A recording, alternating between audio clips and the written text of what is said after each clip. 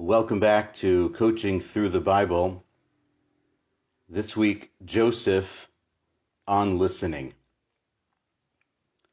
It's always been an interesting thing for me to look at the way Joseph responds to Pharaoh at the beginning of this week's portion, this week's reading, to really begin to wonder and understand, how does he come up with that solution? Where does it come from? And then the ultimate twist or incredible moment where Joseph is then selected to become the person who will lead this project is also quite shocking. Joseph is still a fairly young person. He's been through a lot. He has had his moments of struggle. He's had his difficulties. And now he finds himself in an incredible position with an incredible opportunity in front of him. And so the question sort of begs itself, how does he do that? And among the different qualities that Joseph displays in this week's reading is a subtle point, but an important point, both for Joseph in the story and for us in our work environments, in our home environments, and is the coaching skill of the week, which is the ability to listen.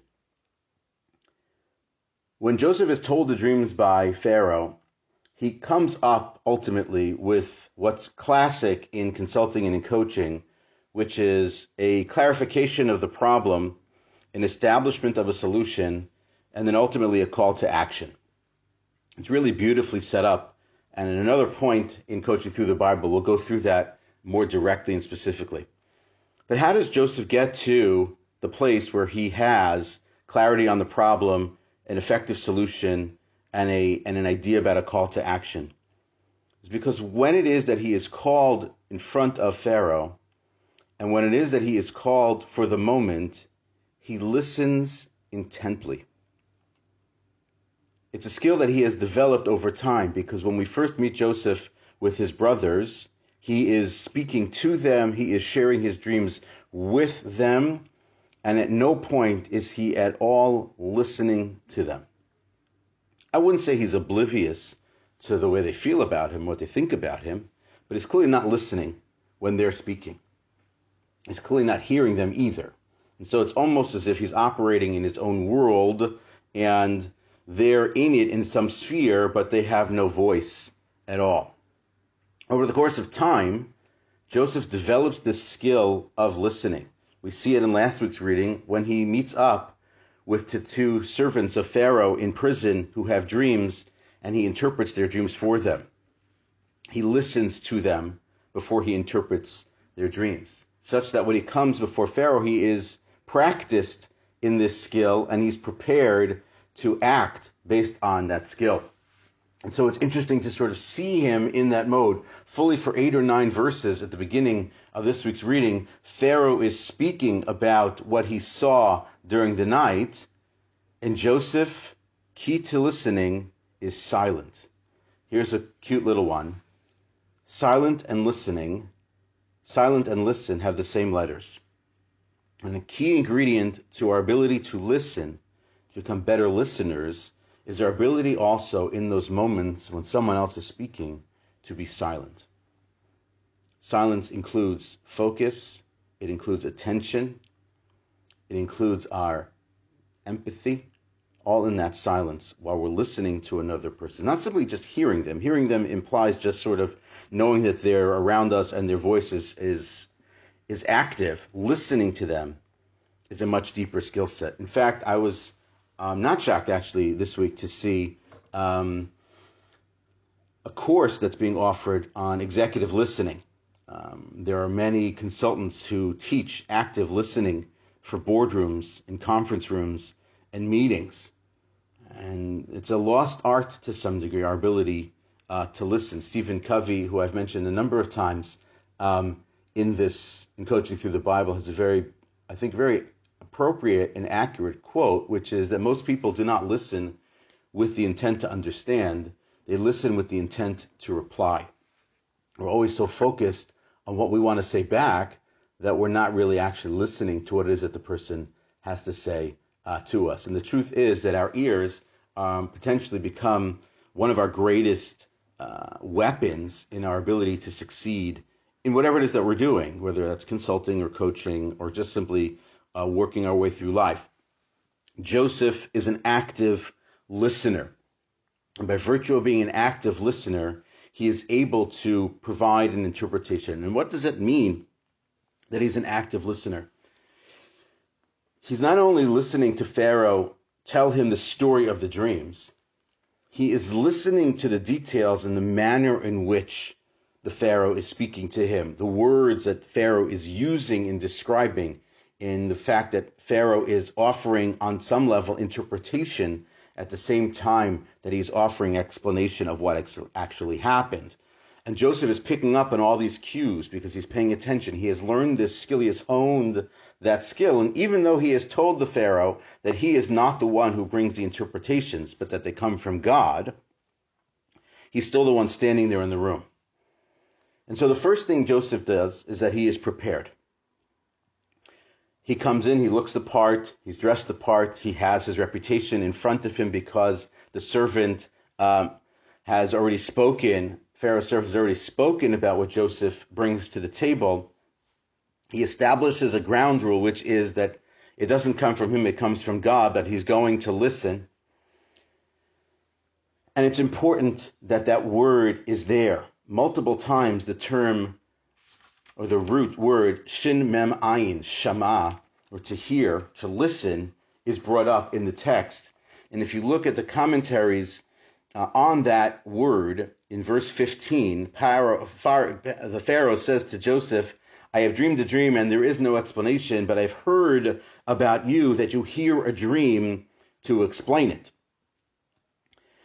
Joseph simply just says back that it's really God. But if one looks at Rashi and other of the commentaries, what does it mean that Joseph hears a dream and can explain it? Rashi says the following 5 words. Ta'azin v'tavin chalom liftoroto. You can hear it and you can understand it to explain it and to interpret it. So you're listening. I've heard of you that you can listen, and your listening leads to understanding, and your understanding leads to explanation.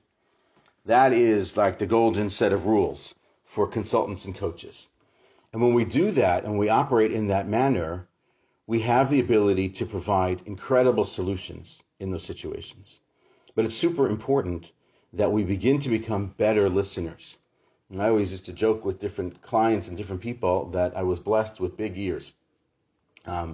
And the joke was that if you have bigger ears, you can catch more of what people say. But the truth is, unless you're actually listening to them, you're not actually doing anything. So it's really important that we begin to become better listeners. And how do we do that? So here is sort of the skill set that we have with respect to becoming a better listener. The first thing is really to think about it in the following way. There are a lot of these sort of 80-20 rules in business or in life. And here's another one, sort of the 70-30 rule with respect to communication. The rule of thumb is 70% of the conversation should be spent listening. 30% of the time should be spent talking. Actually, for those of you actively using Zoom over the last 9 to 12 months for your work in virtual environments, embedded in Zoom is a tool that allows you to see how much of the time you spend talking and how much of the time you spend listening to other people talk. And so you can see the percentages. You'd be surprised to see how much of the time you're actually talking in these conversations. But it's really important to appreciate that for us to actually be listened to, we need to listen more. And that we ultimately learn far more from when we're listening than we're actually talking. It's usually when we're talking, we're spewing and sharing things that we already know. When we're listening, we actually provide ourselves with the opportunity to actually learn something. So what happens with Joseph in that moment with Pharaoh, he becomes an incredibly active listener. He is silent so that he can listen. He ultimately then provides his explanation. He is not judging, but he's simply learning. He's simply trying to understand. Now, in the more normal conversations, when we're not talking with a ruler, we're talking with a friend or a spouse, significant other, a business partner, teammate, so on and so forth. One of the other things that really is important in our active listening is acknowledging what the other person is saying, showing and actively being involved in the listening, checking for understanding with clarifying questions or rephrasing questions to what the person has just said. Active body language that shows that we're actually listening and that we're actually part of it. And ultimately what we see is that in many areas of our work life and our personal life, we'll become much better people, let alone better listeners, by virtue of the fact that we're including listening as an active skill. What's really crucial is, going back to that Covey quote, is that we're not focused on our reply, but that we're focused on the other person as well. And the book that I mentioned last week and a couple of other times, and I'll continue to mention, is this unbelievable book called The $1 Trillion Coach, about the coaching skills and coaching style of a gentleman by the name of Bill Campbell. There's a section on what they call free-form listening. Free-form listening is another term for active listening.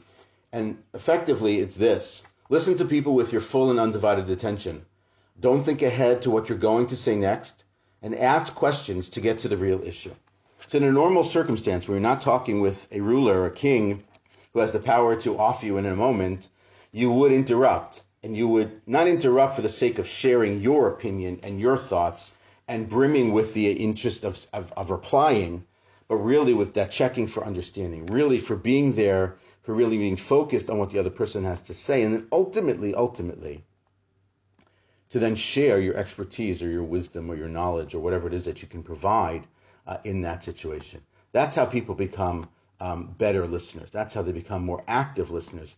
That's how they become better in their lives, and that's how they become better in their work environments as well. So following the example of Joseph, of getting to a place where you can provide clarity on problems, solutions, and call to actions like he does, first and foremost requires becoming the active listener, paying attention, showing that you're listening, providing feedback, deferring judgment, and simply responding appropriately.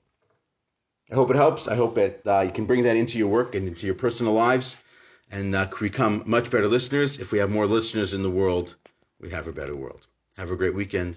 Shabbat Shalom and a Chanukah Sameach.